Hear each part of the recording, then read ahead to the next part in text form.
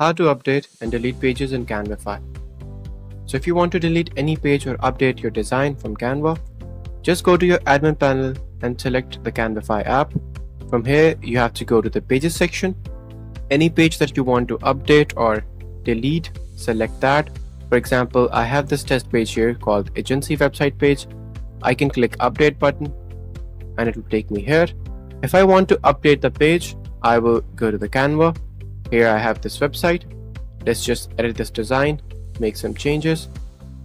Let's just say updated design here. And now we will republish this website. Now the website is updated. Let's go back to our Canva admin panel and click the update button. All the changes that we made to that file in Canva will be re-imported here and hence will be reflected on our Shopify store. So we've finished processing. Let's view the page and see if our changes are reflected in the design. And as you can see, the text is updated. That means the page design was updated. This is how you update a page. Now, let's say you wanted to delete this page. To delete a page, let's take this example here. In my Shopify theme editor, I have imported this section called the Canvify test section. This appears on my website. Now, if I want to delete this section, I will go to the Canvify app in the pages section, click on update, and now I can simply delete this page from here.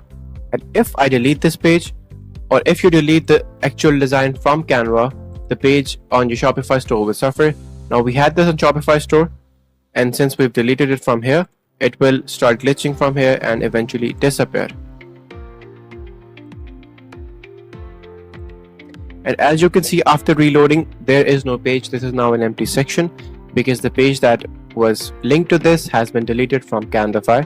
So it is important to now delete this section as well so that we don't have empty space on our website. So always take care of this when you're deleting pages. Do not delete your Canva design or from your Canvify so they can appear seamlessly on your Shopify store. That is how you can avoid glitches on your store or some sections that do not appear because they have been deleted accidentally.